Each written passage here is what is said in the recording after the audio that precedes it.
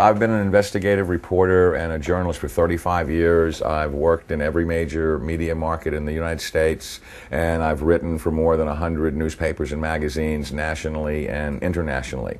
So last September 17th, I became the first journalist in U.S. history to go to the U.S. National Archives and the Library of Congress and pore over the thousands of pages of documents in both places to prove beyond a shadow of a doubt or any refutation of the facts that Prescott Bush, the grandfather of George W. Bush, and George Herbert Walker, his maternal great-grandfather for whom his daddy is named, were Nazi traitors to the country who should have been tried for treason. 2 weeks ago, in early August, a major world newspaper, The Guardian of London, finally got on the story internationally, and they flew a renowned reporter of theirs named Duncan Campbell over to Washington to take me back to the archives and Library of Congress so that they could verify that these explosive documents were real and I didn't have forged copies.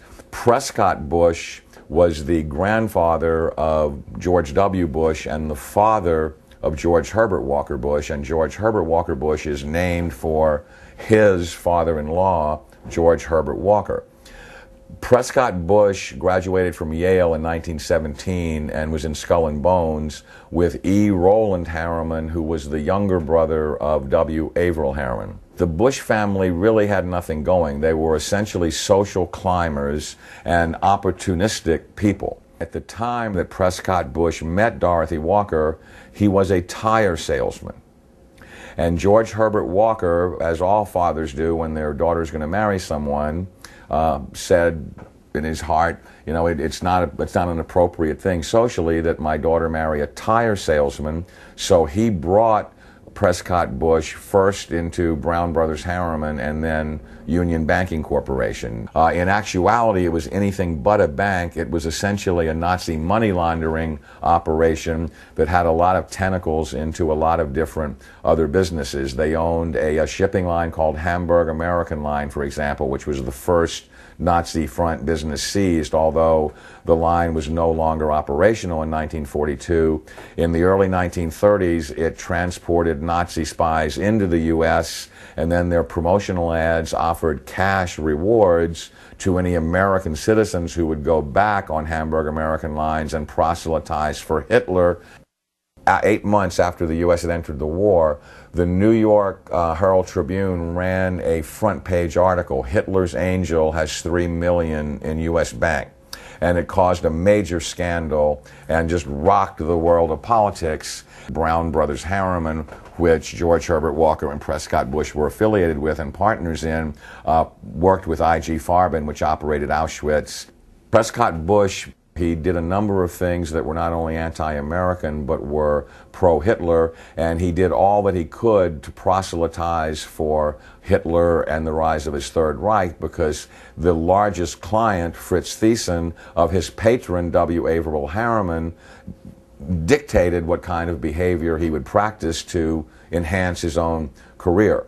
So he was put on the board of directors of Union Banking Corporation, and he was also a shareholder in Union Banking Corporation along with E. Rowland Harriman. But what's interesting about what the documents show is that they clearly state that all of the shareholders were phantom shareholders for Fritz Thyssen and did his bidding directly. So the point I'm making is it's not as if they bought these shares of stock as a passive investment to hopefully profit from the war. They were directly doing the bidding of the individual who built the Nazi war machine. Some very shocking documents that I saw at the Library of Congress 2 weeks ago on August 10th. On August 9th, excuse me, had to do with the hearings of the McCormick-Dickstein Committee of November 1934, show that Prescott Bush and the DuPont family, the Remington family, and J.P. Morgan tried to overthrow the U.S. government, assassinate FDR, and put a Hitler-style fascist state in place.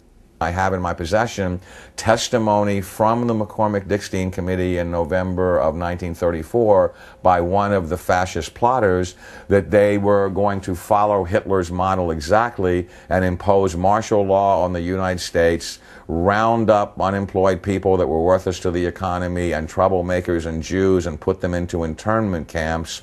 And their plan was, if necessary, to exterminate the people that could not be part of the effort.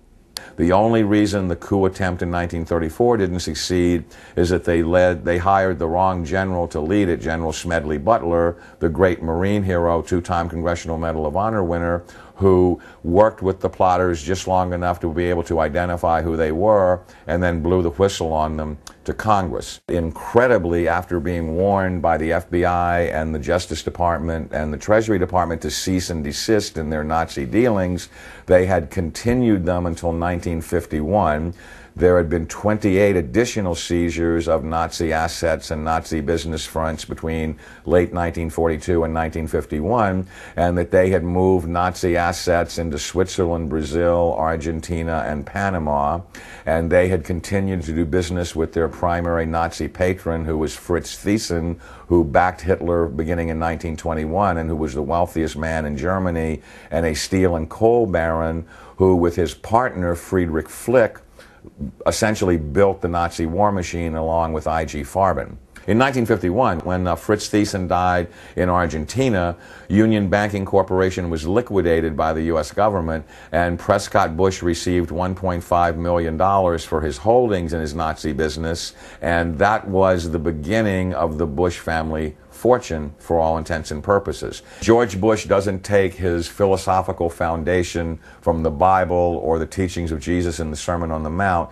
George Bush takes his inspiration from what he learned in Skull and Bones and from the Thule Society that Hitler and Goebbels and Goring cut their teeth in, Bohemian Grove, these evil organizations that perpetrate the ugly things that these criminals are doing to this country for which they must be held accountable. Now you look at the Republican National Convention this week and you bring in Arnold Schwarzenegger to speak last night. Schwarzenegger is the son of a Nazi. He has praised Nazis. He has praised Hitler. He talked last night in terms like, we will not falter, we will not waver, we will win this war on terror. He's a leader who doesn't flinch, who doesn't waver, and does not back down. Well, that's exactly the speeches that Hitler made after the Reichstag fire. Terrorism and the homeland being under attack are precisely the issues that Hitler used to subvert everything within the German system of government. This is a criminal regime. They not only emulate Hitler, but its genesis comes from Hitler. And I defy anyone, a historian, journalist, author, anyone, to come forward and disprove my premise that you cannot differentiate Hitler's invasion of Poland in 1939 and the Reichstag fire and his attempt to dominate the world from George W. Bush's unprovoked invasion of Iraq and subversion of the Constitution through the Patriot Act after 9/11, which I submit is his Reichstag fire. Karl Rove and his minions are every bit the masters of propaganda that Joseph Goebbels was. They literally took lessons from Goebbels and Goring about how to create such brilliant propaganda that unreality can become reality, and reality can be subverted to fantasy political subterfuge right before your eyes. So there's just an endless broken record that is leading up to the present era, that the Bush family has had a single goal for 100 years, which is to become the most powerful family on the planet and to rule the world. And they are on the verge of doing that under George W. Bush. It's critical that every citizen of this country rise up and do something, because the day of reckoning is at hand, and these people are Nazis. They are practicing Nazi philosophy. They are mimicking Nazi tactics, and time is running out.